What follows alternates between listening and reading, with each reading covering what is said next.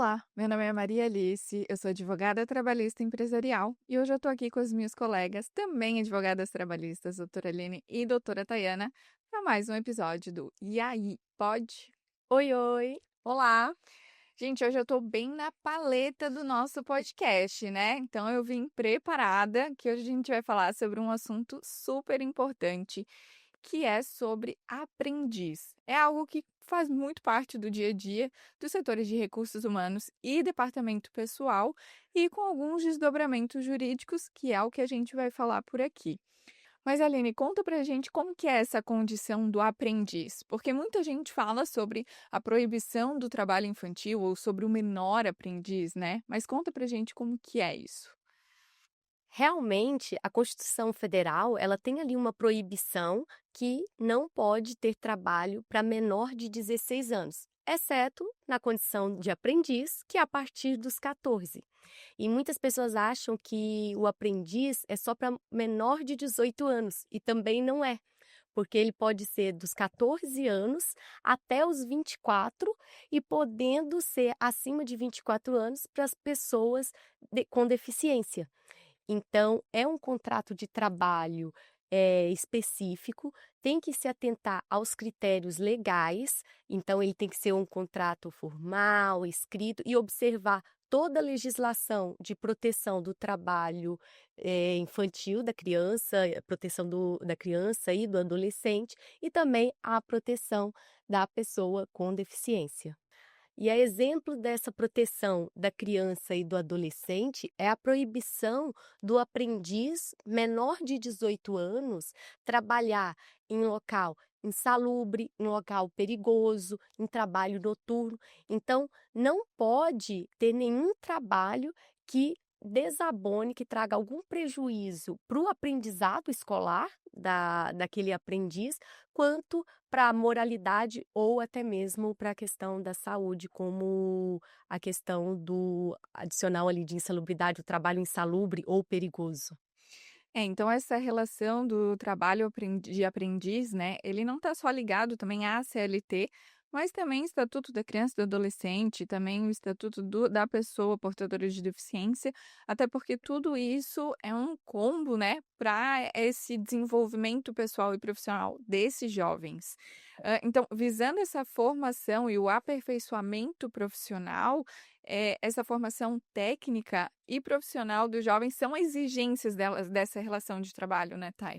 Isso, Maria. Esse contrato especial, de trabalho, ele visa a formação e o desenvolvimento físico, moral e psicológico do jovem.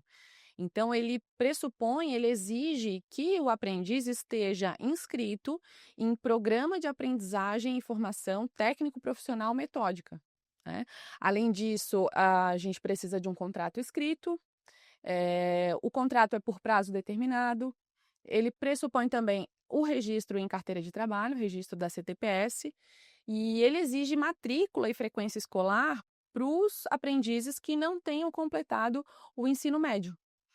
E essa inscrição nesse programa de aprendizagem de formação técnico profissional metódica, ele é o grande norteador, né? Porque não basta a mera inscrição do aprendiz.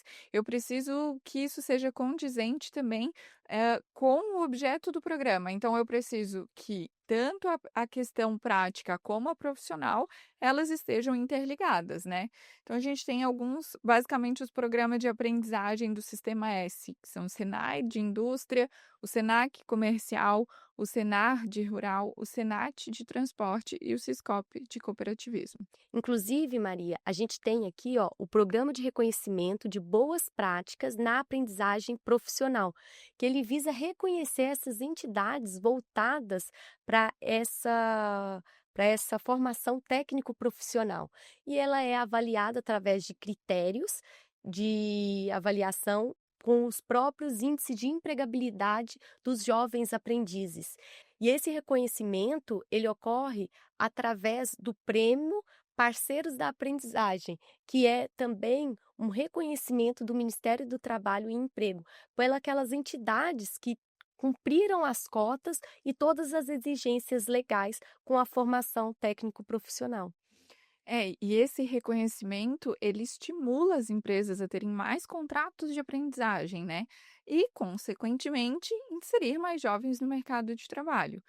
Mas a grande questão que envolve as empresas quando se fala nesse assunto é a questão das cotas, né? Verdade, Maria. A lei ela traz a obrigação das empresas preencherem as cotas de aprendizagem de 5 a 15% do número de funcionários de cada estabelecimento cujas funções demandem formação profissional. Então, a partir daí, a gente começa os desdobramentos de interpretação da norma, né? Veja que ela fala em estabelecimento e não em empresa. Então, isso me leva a crer que essa cota é por filial, né? Outra questão é a base de cálculo, né? Que é a quantidade de empregados que desempenham funções que demandem formação profissional. E aí eu interpreto, né, quais são essas funções, né? E isso invade, invariavelmente, o judiciário trabalhista. Agora, recentemente, final de fevereiro, o TST firmou 21 teses vinculantes e uma das matérias era justamente essa questão.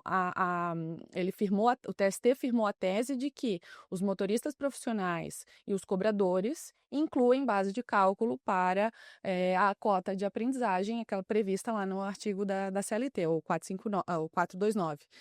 Então, por outro lado, também a lei prevê expressamente que as funções que demandem habilitação profissional de nível superior não incluem essa base de cálculo, assim como as funções de liderança, gestão, funções de confiança também não incluem a base de cálculo, né? Trabalhadores temporários também não incluem a base de cálculo, os aprendizes já contratados, né?